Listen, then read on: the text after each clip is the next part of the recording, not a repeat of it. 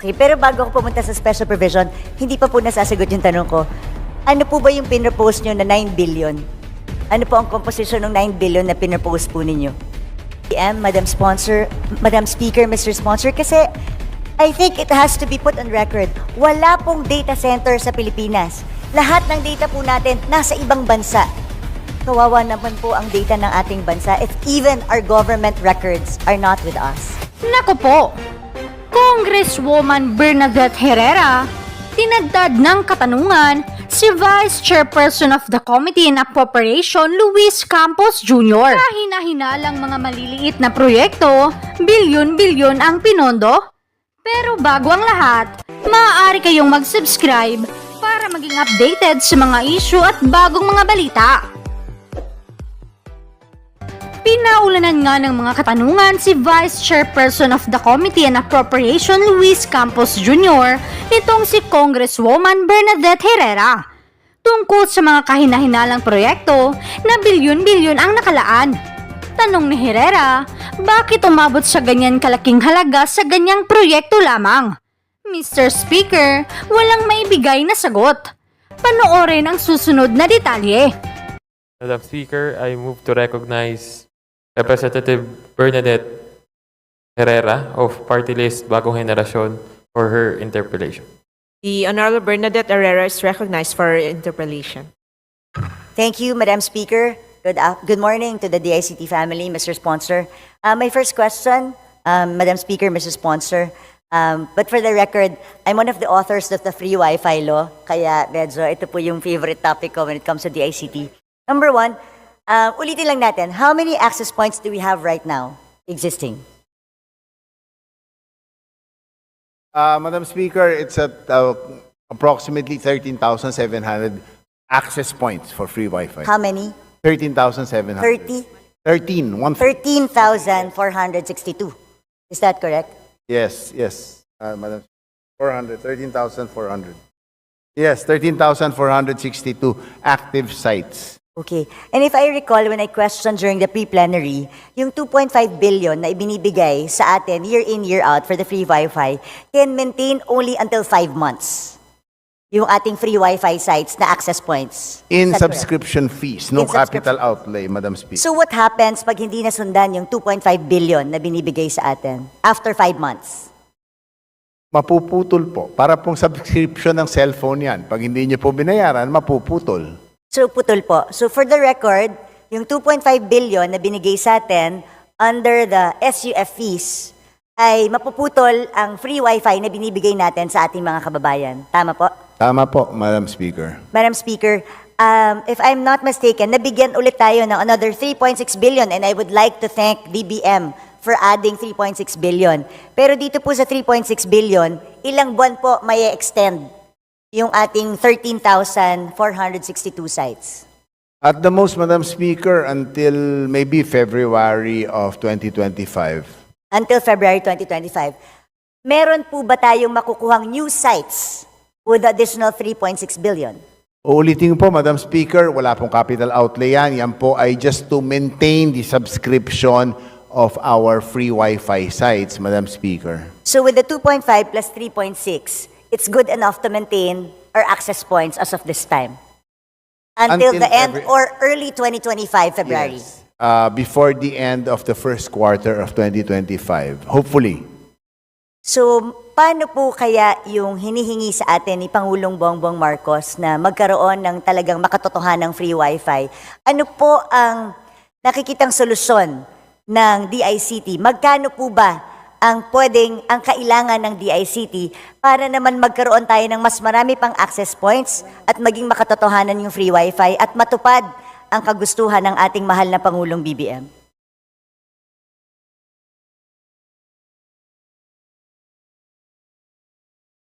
To be realistic about it, Madam Speaker, para maramdaman po ang epekto ng free Wi-Fi, we need at least 50,000 free Wi-Fi sites para medyo significant po yung penetration natin, lalo na sa GIDA, yung mga locations. Ano? In order to maintain the 50,000 na kung maro-roll out po natin ng 50,000 free Wi-Fi sites, we would need approximately 1.8 billion pesos a month in subscription fees. 1.8 billion a month in subscription fees. So you do the math, Madam Speaker, we would need, without capital outlay, we would be needing, and without capital outlay and assuming that we have 50,000 free active Wi-Fi sites, we would be needing for a 12-month period, we would be needing 20 billion. Oh, 21.6 billion pesos just for subscription, Madam Speaker. Madam Speaker, Mr. Sponsor, mahirap po natin hingin yun. Napakalaki po nun. Siguro ano yung practical at kayang implement? Alam niyo naman po, ang DICT, nagkaroon po tayo ng problema year in, year out when it comes to absorptive capacity. Siguro doon muna tayo pumunta. As of this moment, yung binigay po ba sa inyo na 2.5 billion, ano ang absorptive capacity nito? Naubos niyo na po ba yung 2.5 billion?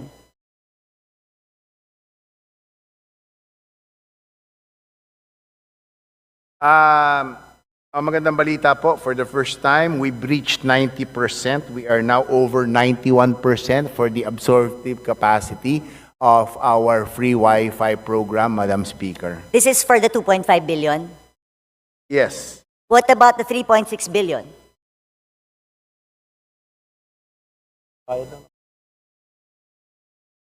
Okay, so Madam Speaker, yung 3.6 po, kare-release lang po nung August 6. Ito naman po yung subscription lang. So you can So expect easily- full utilization of that amount.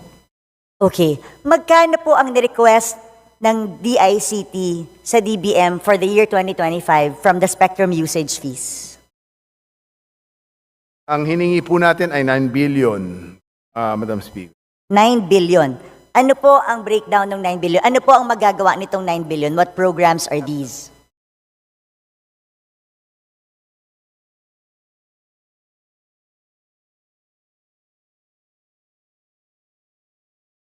So, okay, meron pong lumalabas na konting issue which we may have to resolve, hopefully, in this budget cycle. Meron po palang kolatilia sa SUF na it will purely be for MOOE, wala pong capital outlay. So, hindi po natin magamit. Kailangan pong pondohan ng GAA yung capital outlay. So, instead na magamit po natin, magkano bang ano?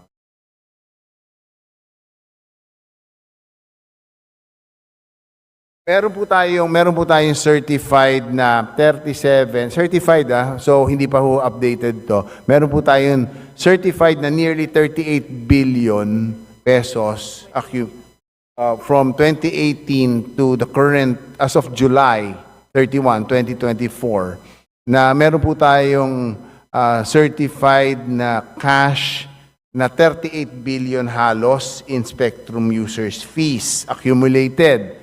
So, ito po, instead na magamit natin na may capital outlay portion, it is purely for MOOE or mainly maintenance of the existing sites.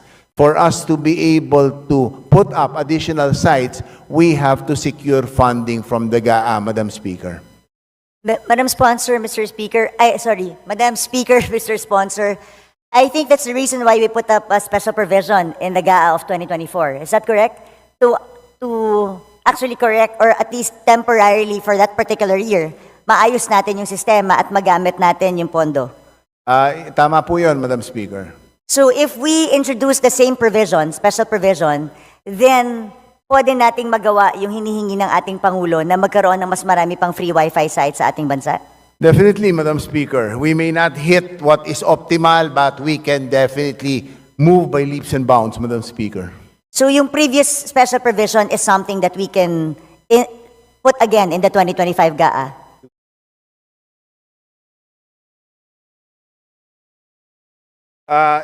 Mas maganda ho na we add the same provision, but with recommended tweaks to make it more in tune with our needs as at current.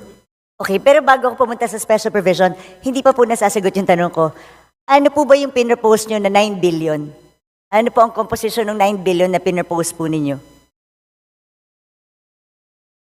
To maintain, meron po tayong 7.6 billion na proposed.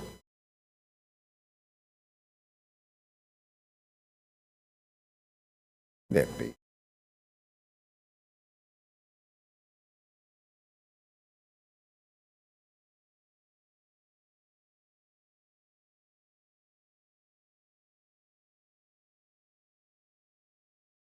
O 1 minute suspension, Madam Speaker. Session suspended.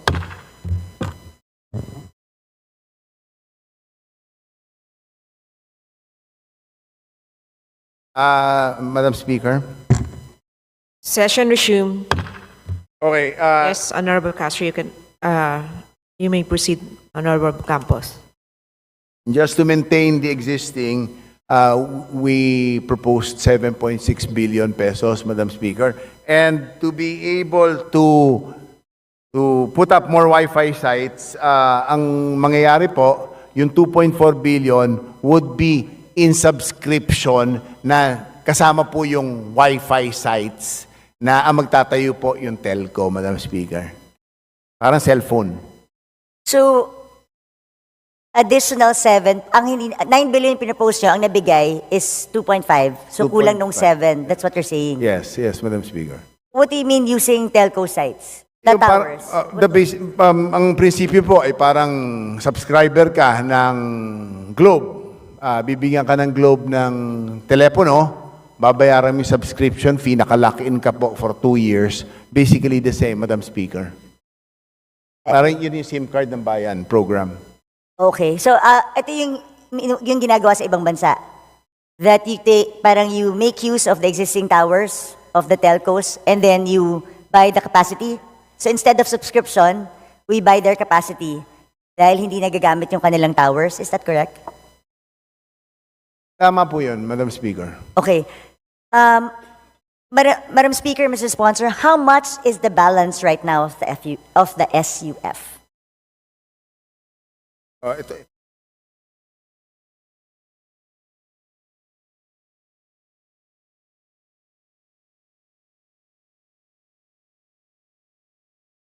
Hindi.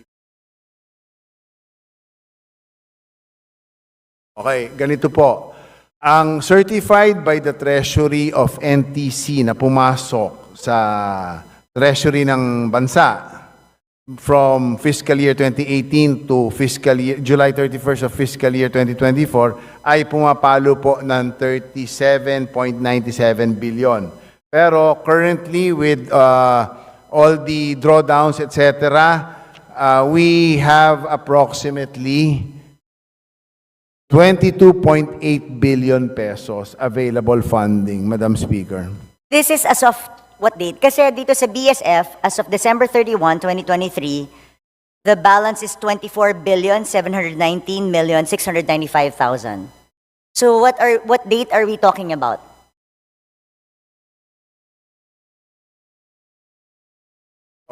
Okay, ito po ay as of July 2024, yung 22.8 billion or nearly 23 billion.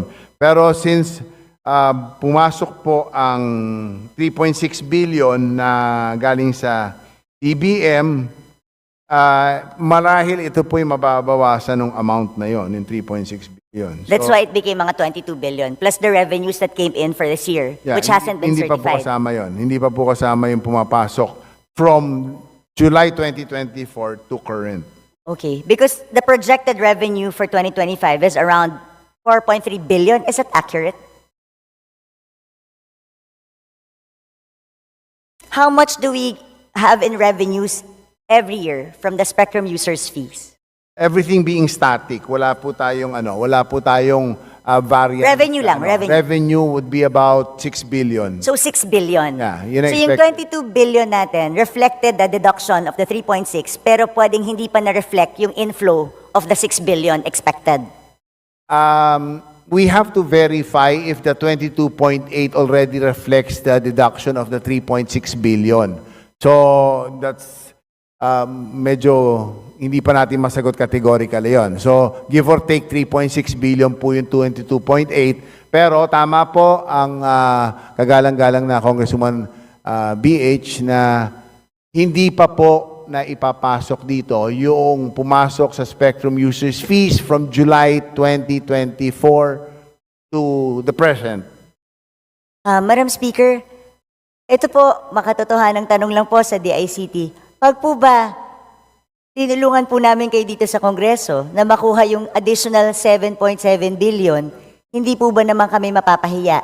Ito po ba ay magagamit ng DICT at meron po naman kayong mukhang iaharap dito sa Kongreso at sasabing naka 99% po kami ng paggamit ng pondong ito? Kasi yun po ang naging problema sa DICT for the past several years. Hindi rin po natin masisi ang DBM. Dahil sa past year's performance, hindi nagagamit. May I get the assurance that if we exert efforts, kami dito sa minority and with the help of the sponsor, if we exert efforts, kaya ba tayong i-assure na kayang ubusin within 2025 at magawa ang mga free wifi na gusto ng Pangulo?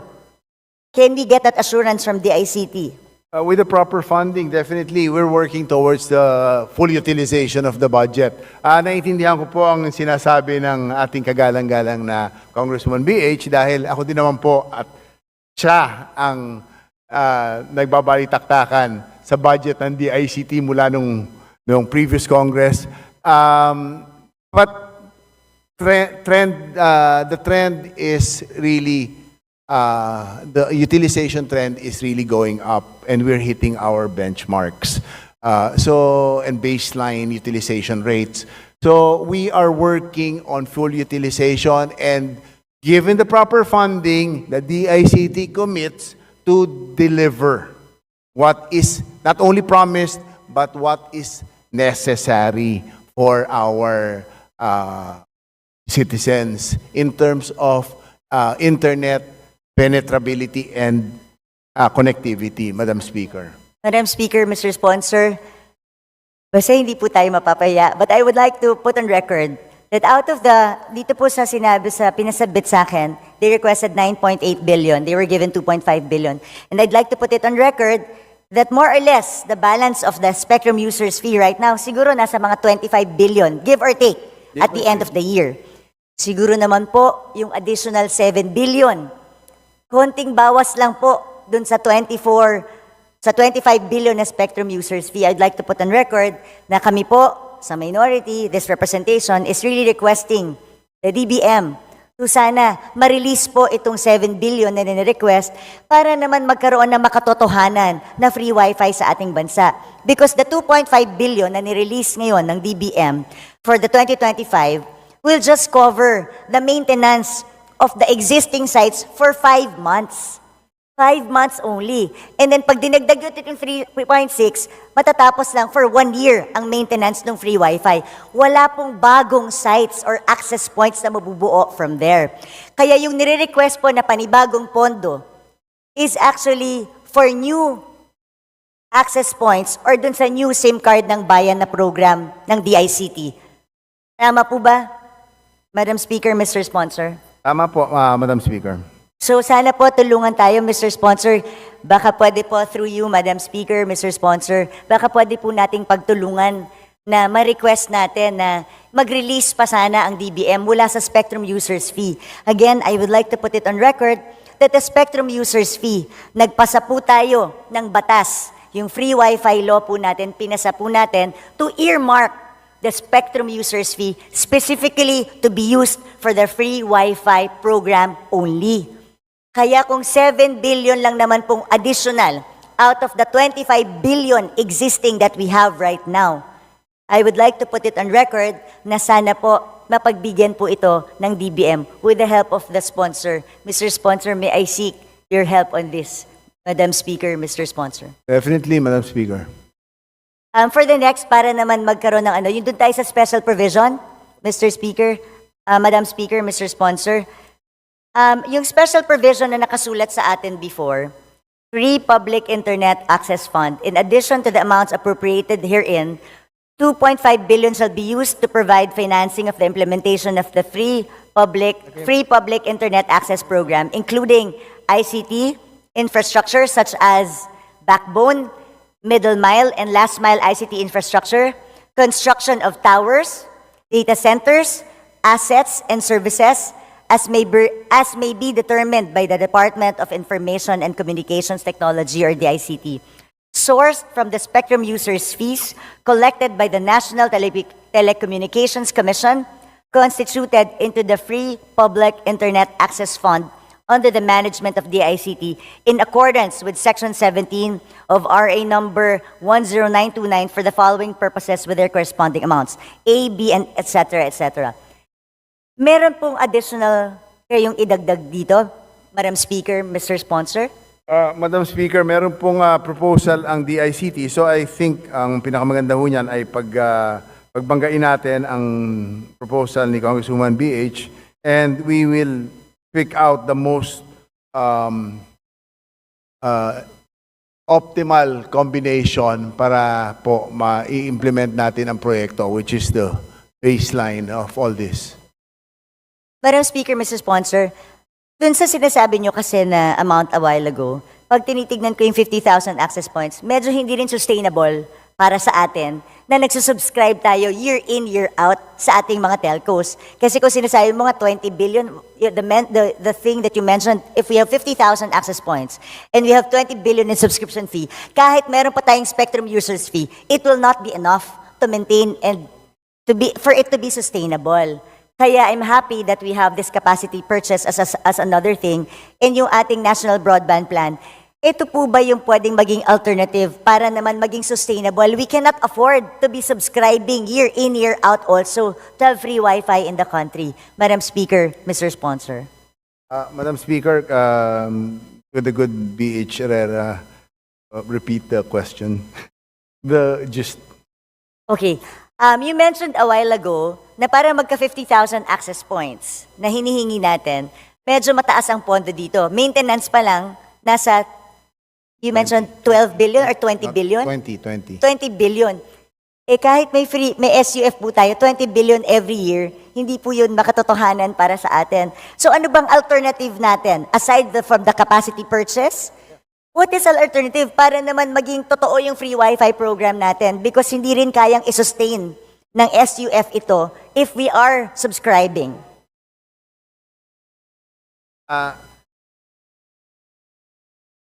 Ang pangtapat po dyan, actually, kung fully implemented, ay yung National Fiber Backbone natin, yung National Broadband Program na sinasabi. Pero we are now currently at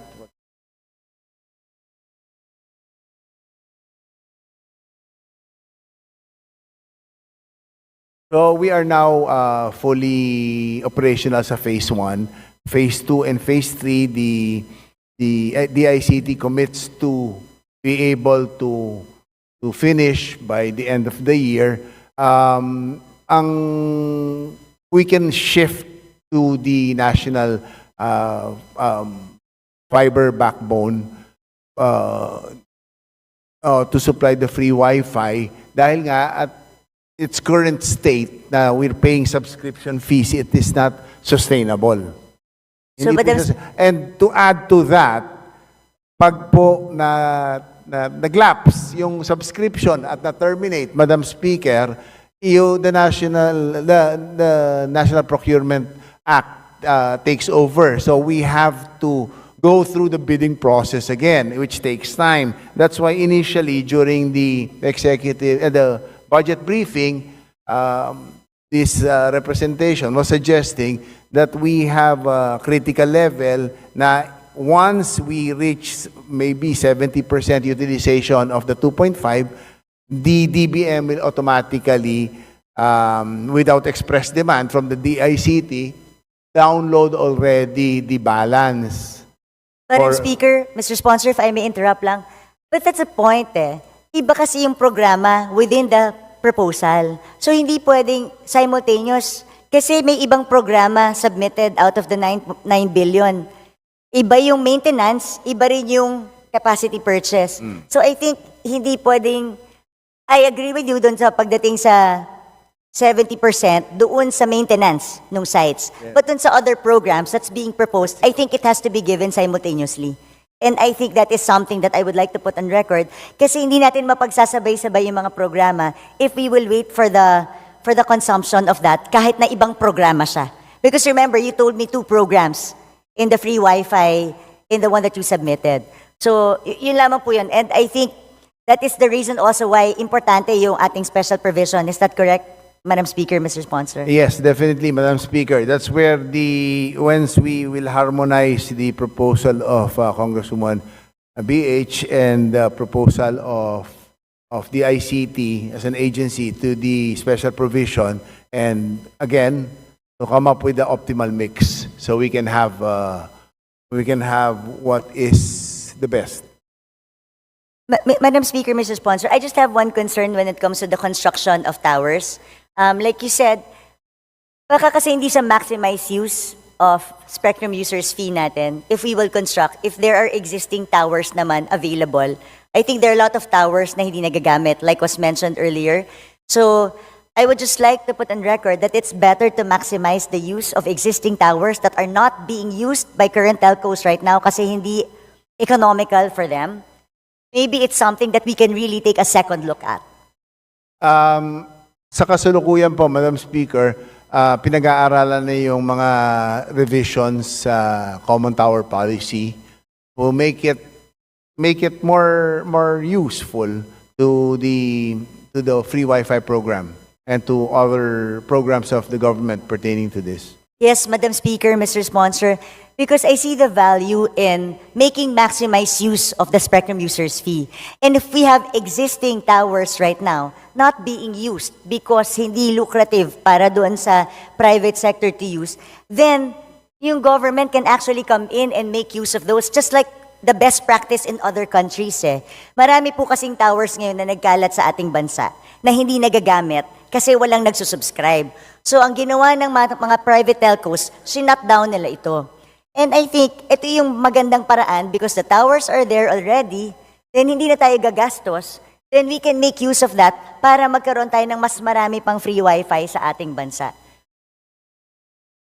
Kasama po dun sa dinadraft na bagong guidelines to revise the Common Tower Policy would be to enable the DIC, the NTC, and DICT as a whole to designate areas where the common tower companies would put up their towers.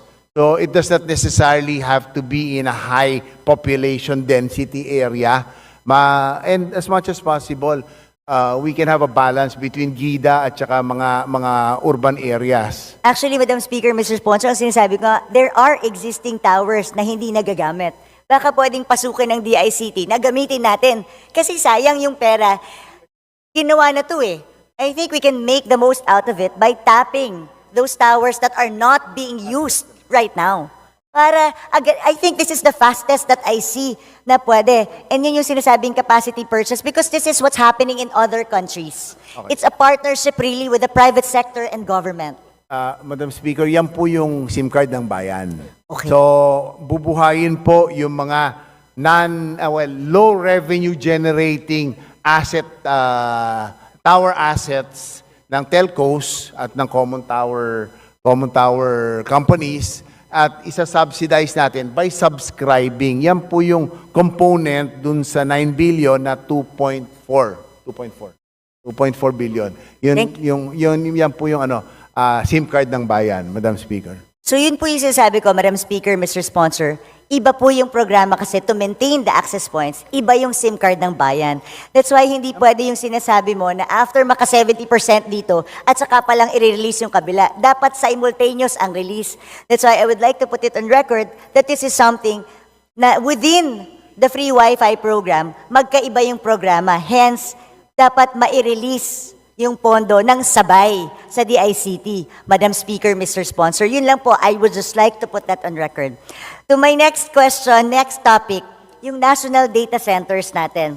I'm really concerned and bothered doon sa sinabi sa atin nung pre-plenary ni Yusek David na Wala tayong sarili nating data center, so nagre-rely tayo sa international. Tama po ba yun? Tama po yun, Madam Speaker. And that is alarming kasi nakita ko po sa presentation ng DICT na nasa 1,277 government agency systems ang hinuhost ng DICT sa cloud services. Pero sad to say, lahat ng cloud services na gamit ng DICT at public cloud, majority, wala sa Pilipinas ang data. So halos lahat ng government agencies natin, ang ginagamit natin public cloud gaya ng Amazon, AWS, Google Cloud at Microsoft Azure Cloud. Lahat ng ito, wala sa Pilipinas ang storage ng data. Majority, nasa Singapore at US. Ang DICT, wala pang magmamayari na totoong data center na pwedeng magamit ng gobyerno. Tama po ba ito? Tamang po yan, Madam Speaker.